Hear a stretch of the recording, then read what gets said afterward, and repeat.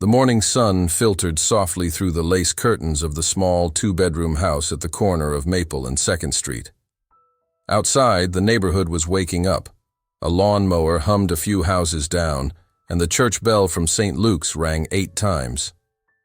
But inside the living room, the only sound was the low grunt of a man easing himself into a recliner.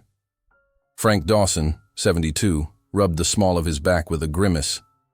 He muttered under his breath, "It's just this damn old mattress," as if blaming the springs would make the ache go away. He leaned back slowly, his worn flannel shirt sticking slightly to his damp skin. The fan oscillated but barely kept the heat at bay.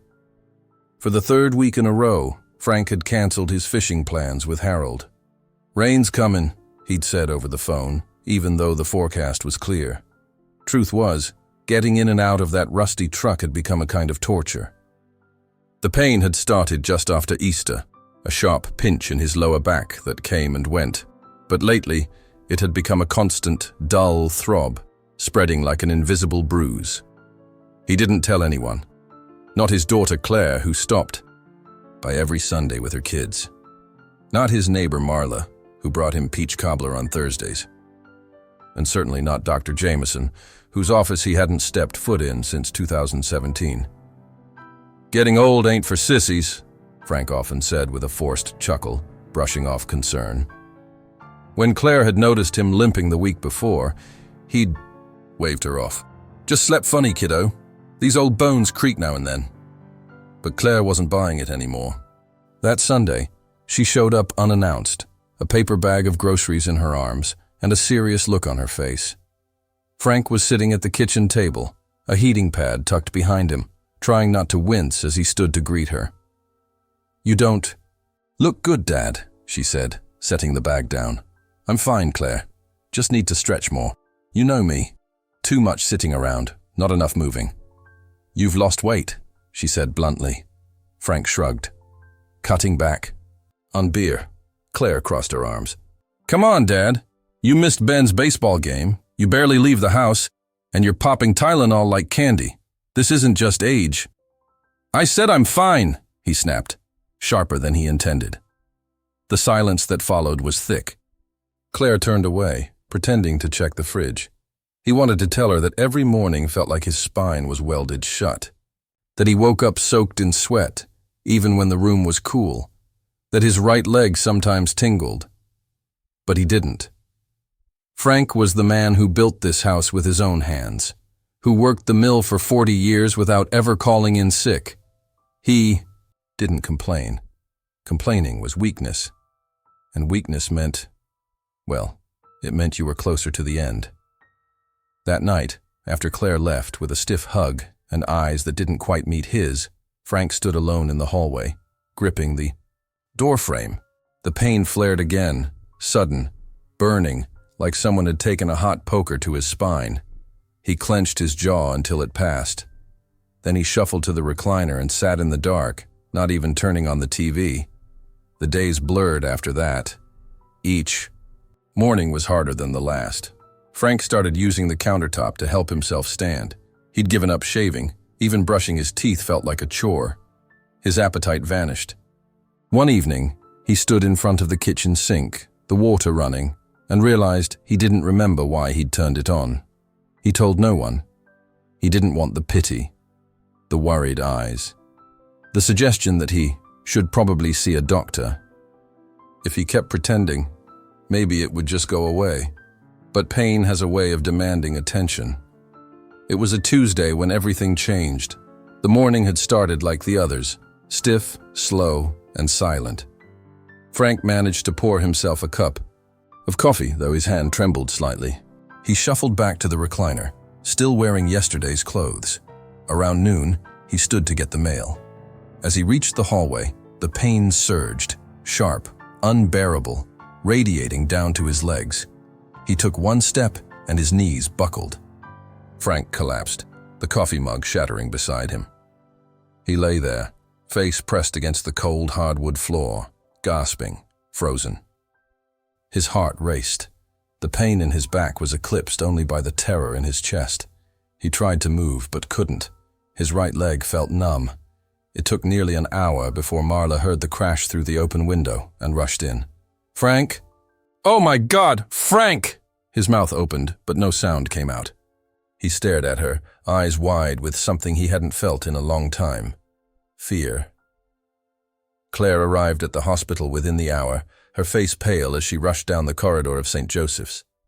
She found him in the ER, hooked to monitors, a cervical collar around his neck and tubes in both arms. The doctor pulled her aside, her voice low but urgent. "His spine is compromised, likely a severe herniated disc, possibly more. We're running scans now. He's been hiding this for a while."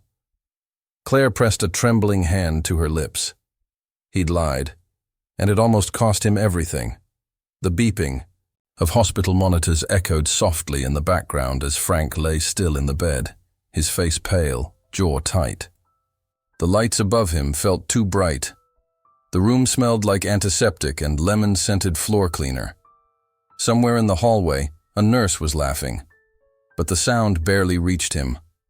Claire sat beside him, her hands folded tightly in her lap, trying not to cry. She'd called her husband Tom to watch the kids, then driven straight through from work when Marla called in a panic. Now, sitting there, watching her father hooked up to machines, guilt settled on her chest like a weight. She couldn't shake. "Why didn't I push harder?" she whispered to herself. Frank stirred. "Don't do that," he said, his voice hoarse. "Do what?" Claire asked, wiping a tear quickly from her cheek. "Blame yourself." He didn't look at her. His eyes stayed fixed on the ceiling. "I'm the one who was stubborn. Still am, probably." A nurse stepped in to check his IV and jot notes on the chart. Claire stood and stepped into the hallway, needing air, needing space. The hallway was filled with elderly patients, soft moans from behind curtains, and quiet voices discussing test results. It all felt too familiar. She thought of her mum, gone now 10 years. Her cancer had come fast and taken faster. Claire remembered her father's stoic silence at the time, how he'd taken it all on himself. The way he'd never really come back from that loss. The house had grown quieter. He had grown harder. He'd stopped going to church. The recliner became his world, and now here they were. That night, after he was moved to a private room, Frank finally slept. Claire sat with her phone in hand, scrolling through old photos, fishing trips, barbecues, birthdays. She stopped on one of her dad and Ben, her youngest, building a birdhouse in the backyard. That was 2 years ago. Frank looked strong in that photo, alive. A soft knock at the door pulled her from her thoughts. "Ms. Dawson?" It was Dr. Weber, the spine specialist, late 30s, sharp-eyed but kind. "May I come in?" She nodded. He glanced at Frank to make sure he was asleep, then sat. "We got the MRI results," he said gently.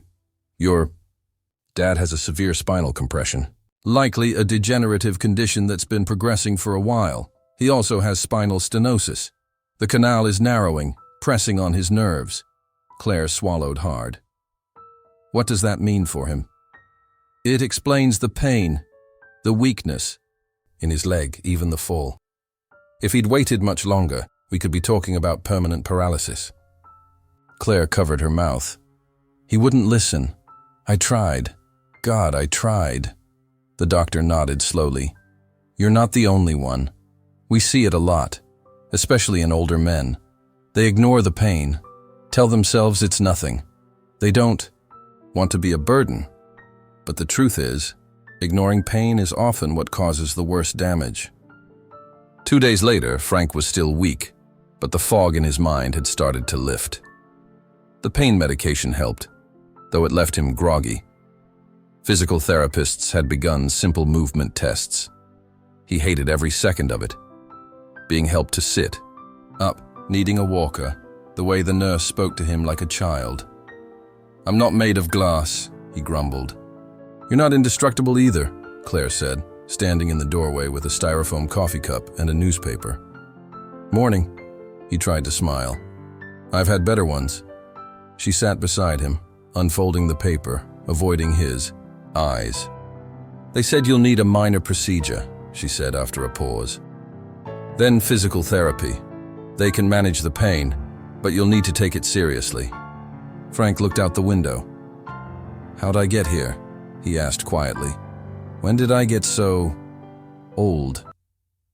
Claire didn't answer at first. She reached over, gently placing her hand on his. "Dad, you're not old. You're hurting, and there's a difference." That evening, when the physical therapist came in again, Frank didn't protest. He let them lift him out of the bed and stood, wobbly, gripping the walker tightly. He looked down at his legs, at his slippers, at the linoleum floor. "I used to run 5 miles every morning," he said quietly, almost to himself. "I know," Claire said, standing nearby. "I built that damn porch without any help. Carried every plank up myself." "I remember," she said. Her voice was softer now. He took one slow, trembling step, then another. The pain was still there, a deep, angry burn in his lower back, but he was walking. And maybe, just maybe, he was starting to see what he'd refused to before. That night, Frank couldn't sleep. He stared at the ceiling, thinking of all the times he'd ignored what his body was telling him. The times he dismissed Claire's concern, the birthday he'd missed, the day he didn't show up to church and no one could reach him. How many signs had there been? He closed his eyes and remembered Mary, his wife, how she used to nag him about his checkups, how she'd once dragged him by the ear to the doctor for a cough he swore was nothing. She'd been right, of course. She was always right. He missed her so much it physically ached. And now, lying in a hospital bed, tubes in his arms, he finally admitted what he'd refused to say out loud. "I'm scared." The words were barely a whisper. But in the quiet of that dark room, they felt like a confession. The operating room was colder than Frank expected, not in temperature, though the nurses had draped him in warm blankets, but in feeling. The lights above were blinding, the sounds clinical. Machines beeped methodically. Voices floated around him, professional and brisk. It didn't feel like real life. It felt like a scene he was watching from far away. "Try to relax, Mr. Dawson," the anesthesiologist said, adjusting the IV. "We'll take good care of you." Frank gave a slight nod, but his chest tightened. It wasn't the surgery itself that scared him. It was the idea of not waking up, of slipping into unconsciousness and never coming back. He thought of Claire, of his grandkids, of the unfinished birdhouse still sitting in the garage. "I was just trying to tough it out," he murmured, eyes fluttering. "Guess that didn't work out so well." Then everything went black. The next thing he knew, someone was calling his name softly. "Mr. Dawson? Frank? Can you hear me?" His eyes opened slowly. The recovery room was dim, quiet, a nurse standing beside him. "Surgery's done," she said gently. "You did. Just fine. We'll move you back to your room soon." Frank nodded, barely.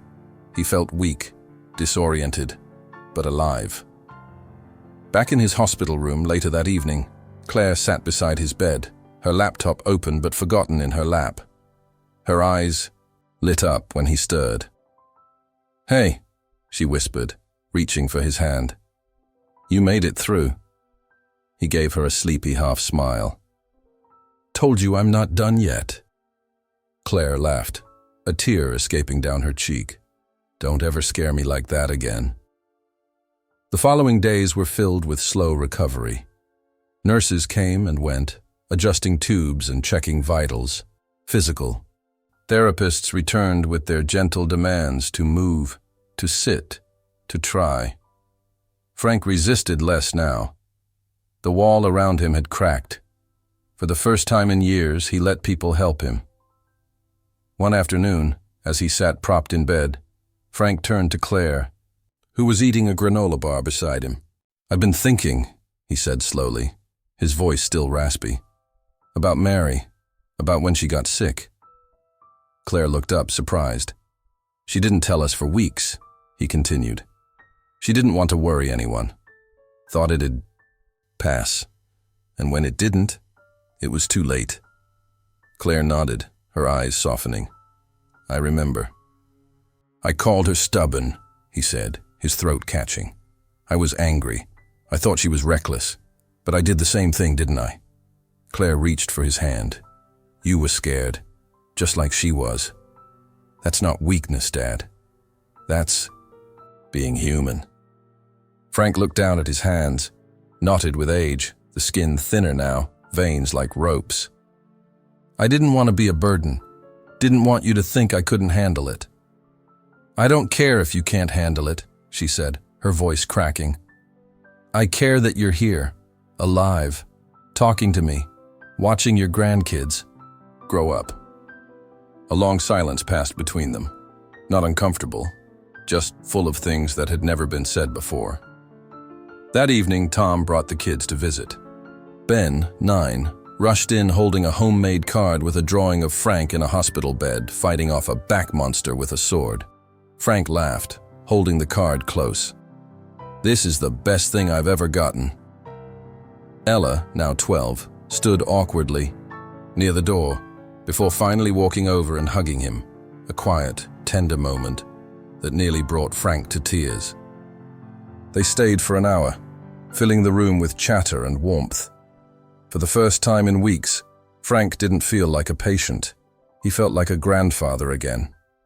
Later that night, when the room was quiet and the lights dimmed, Frank stared at the ceiling, reflecting.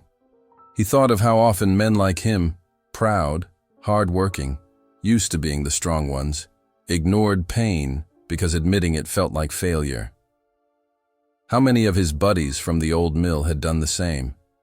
How many had waited too long? He thought about the men at the VFW who limped in silence, who passed around blood pressure pills like peppermints. He thought about Marla, who had seen him on the floor and not panicked, just acted. Thought about Claire, the way she never stopped showing up, even when he pushed her away. He'd been wrong. He'd been lucky. And not everyone got that second chance. In the morning, as the nurse came to check his vitals, Frank looked her straight in the eye. "When I get out of here," he said, "I want to sign up for every appointment I've been putting off. Blood work, x-rays, eyes, all of it." She smiled, surprised. "We can arrange that, Mr. Dawson. And I want to talk to someone, a counselor maybe. I got things in my chest I haven't unpacked in years." She gave him a look of genuine warmth. "I think that's a great idea." Claire walked in just then, carrying fresh clothes and a cup of coffee from his favorite diner. "What's all this?" she asked, raising an eyebrow. Frank grinned. "New chapter, kiddo. Payne was trying to tell me something. I just wasn't listening." The ride home from the hospital was quiet, but heavy in a way neither Frank nor Claire wanted to disturb. Frank sat in the passenger seat, hands folded tightly over his lap. The June sunlight filtered through the windshield, casting a warm glow on his pale, drawn face. He stared out the window as the familiar streets passed by the hardware store, the diner with the peeling red awning, the old fire station where he used to take Ben to look at trucks. When they pulled into the driveway of the small house he'd built 40 years earlier, Frank hesitated. "You all right?" Claire asked, cutting the engine. He nodded, but didn't move. "It just looks different," he said. "Like it waited for me, but changed while I was gone." Claire gave him a soft smile. "It's still yours. We're just going to make a few updates. Rails, new chair in the shower, that sort of thing. Not permanent. Just until you get back to yourself." "Back to myself," he echoed quietly. "Not sure who that is anymore." She reached over, squeezing his hand. "Then we'll figure that out together." Inside, the living room had been rearranged. The recliner was gone, replaced with a firmer armchair and a walking aid nearby. The rug had been pulled up, cords tucked away, a few safety grips installed near the hallway. Frank noticed everything. He didn't say a word. As he stepped carefully across the threshold with his cane, the silence of the house hit him like a wave. No machines, no nurses, no voices echoing from the corridor, just the hum of the refrigerator and the faint tick of the clock in the kitchen. Claire made him a cup of chamomile tea and left it on the table beside him. "You want me to stay the night?" she asked gently. "Or I can come back early in the morning." Frank shook his head. "Go home. Be with the kids. I need to sit with all this. Be in it." She hesitated but nodded. "Call me. Anytime." "I will," he said, meaning it. That first night home was long. Frank lay in his bed, staring at the ceiling again, but this time it was the one he'd painted himself. He could hear the wind against the window panes, the creak of the house settling. The pain was still there, not sharp anymore, just a heavy reminder. He shifted slowly, wincing. Everything felt different. His body, his place in it. In the dark, he whispered, "Mary, I miss you." And it came out like a confession. The next morning, Marla rang the doorbell at 8 sharp, holding a tray with dilau, scrambled eggs and toast. "I know you hate oatmeal," she said, walking in like she always did. "So I made the good stuff." Frank chuckled, wincing a bit. "You always know what I need before I do." She gave him a pointed look. "Yeah, well. Next time, don't wait till you're on the floor before asking for help." "I won't," he said. And for the first time, he meant it. Physical therapy began the next day. Twice a week, a young man named Andre showed up at the house with a folding table and an upbeat attitude that Frank found both irritating and strangely comforting. "Today we're going to do some chair squats and breathing." "Work," Andre said, setting up in the living room. "How's the pain?" "Still a guest in the house," Frank muttered. "But I'm charging it rent." Andre laughed. "That's the spirit." Each session was hard. There were moments when Frank had to sit, breathing heavy, sweat beading on his forehead. His pride flared up often, especially when he couldn't lift his leg more than a few inches or needed help standing. But he kept showing up, kept trying. Claire came by after every session. Sometimes she brought Ella and Ben, who took turns showing Frank their school drawings or asking if he wanted to play dominoes.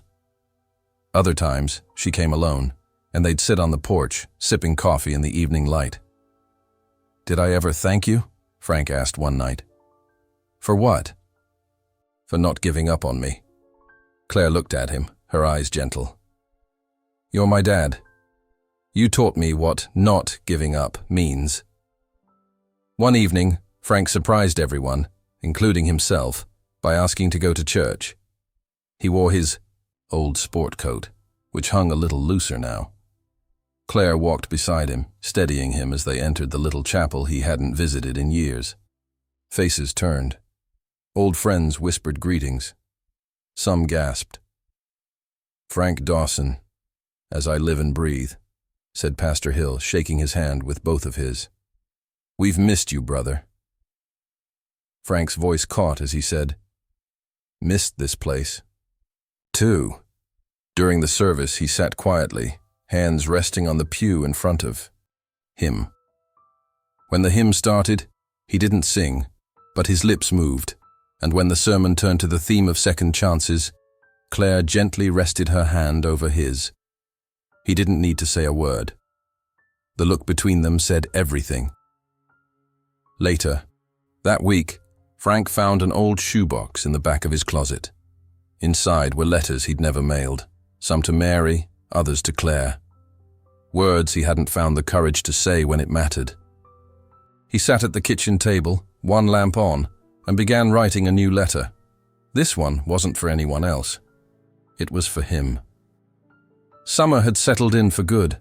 The air was thick with the scent of cut grass and barbecues, and the cicadas sang like They always did in the trees lining Maple Street. Frank sat out on his porch in the late afternoon light, a glass of iced tea sweating beside him. A small breeze danced past, lifting the edge of the newspaper folded on his lap. It had been 6 weeks since he'd come home from the hospital. 6 weeks of slow, determined work, of therapy sessions, sore mornings, and quiet nights, of learning how to live differently, not with shame, but with purpose. His back still ached some days. He couldn't lift what he used to, and he walked slower, more carefully now. But he walked. That was enough. That morning, he'd stood in front of the mirror, razor in hand, and shaved clean for the first time in months. It wasn't vanity, it was pride, a small act of reclaiming himself. Claire pulled into the driveway around 5:30 as she did every Thursday. Ben and Ella spilled out of the car with excitement, both holding small gifts, a baseball scorecard and a handmade photo frame with Grandpa Frank scrawled in glitter. He chuckled, arms wide. All right. Bring it in, you little monsters." Claire hugged him last. Longer. No words. Just a deep, warm embrace. Inside, dinner was simple. Meatloaf, mashed potatoes, sweet tea. Everyone laughed when Frank insisted on dishing out the plates himself. The old man who once refused help to stand was now finding strength in serving again. "You sure you're okay carrying that, Dad?" Claire teased. Frank grinned. "Sweetheart, I've carried heavier things in my life than mashed potatoes." After dinner, Ben asked, "Grandpa, were you scared when you fell? Like, when it happened?" Frank paused. The room got quiet. "Yeah," he said, looking the boy in the eye. "I was real scared. But not just of the pain. I was scared because I thought I'd wasted time. That I'd waited too long to do something about it." Ella looked up from her plate. "You didn't, though. You're still here." He smiled at her. "That's right, kiddo. I'm still here." Later, as the kids played in the yard and Claire washed dishes, Frank went back to his porch and pulled out a small envelope from his shirt pocket. He looked at it for a moment before carefully opening it. It was the letter he'd written to himself. "To the man I've been, and the man I want to be." He read it silently, eyes scanning, the words he'd poured out over many nights. "You spent your life believing pain was weakness. You ignored it, fought through it, and wore that silence like armor. But pain isn't weakness. Sometimes it's your body's way of whispering the truth before it starts to scream. You thought asking for help made you less of a man. But real strength? Real strength is letting people love you, letting them hold you up when you can't stand on your own. You missed things, birthdays, conversations, second chances, but you're still here. And as long as you are, it's not too late to be the man you were meant to be. So get up. Walk slow, but walk. Say what matters. Rest when you need to. But don't ever pretend you're fine when you're not. Because the people who love you, they deserve the truth. And so do you." Frank folded the letter slowly, tucking it back into his pocket. He looked out across the yard where Ben was chasing fireflies, and Ella was showing Claire how to do a cartwheel. For the first time in years, he didn't feel like time was running out. He felt like he had time to give. 2 weeks later, Frank stood in front of the community center podium during the town's senior wellness night. Claire had signed him up, without asking of course, to speak about recovery and resilience. He'd grumbled about it for days, but deep down, he'd known it was time. He cleared his throat, looking out at the small crowd of gray heads and familiar faces. "Most of you know me," he began, "but for those who don't, I'm Frank Dawson. I'm 72, and until a few months ago I thought I was just fine. A few chuckles. I ignored the signs. Back pain, fatigue, numbness. Figured it was old age. Figured I'd ride it out like every other storm." He looked down, then back up, voice steady. "But this storm almost took me out. Not because I was weak, but because I was silent. The room was still. Every word settled in the air like a stone dropping in still water. I'm here to tell you something I wish someone had told me. Pain is not your enemy. Ignoring it is. If something doesn't feel right, tell someone. Don't brush it off. Don't be a hero. Be alive. Applause followed. But more than that, nods. Tears. Recognition. That night, after the talk, Frank sat once more on his porch. The stars were out, and the breeze was cool. Claire joined him, sipping her coffee. You were amazing tonight, she said. I was honest, he replied. That's all. She leaned her head on his shoulder. That's more than most. He looked up at the sky, his back still a little sore, legs stiff, but heart lighter than it had been in years. I used to think legacy meant what you leave behind, he said quietly. But maybe it's what you start doing when you still have the chance. Claire looked at him, smiling softly. You still have the chance, Dad. You took it. And there, in the quiet hum of small-town night, with family close and the weight of silence finally lifted, Frank Dawson began again. Not just as a man recovering from surgery, but as a man who had finally learned how to live. The end health message. Persistent back pain isn't always just age. If you experience numbness, weakness, or sudden changes, seek medical help early. Listening to your body could save your life.